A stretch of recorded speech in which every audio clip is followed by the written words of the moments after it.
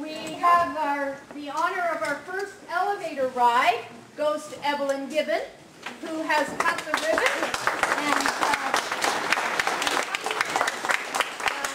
join us. And Evelyn has been waiting for this moment to be able to join our soup and sandwich luncheons and other things that we have to make this part of the church accessible. So, Evelyn, we welcome you as our first elevator rider. Well, thanks. Yay!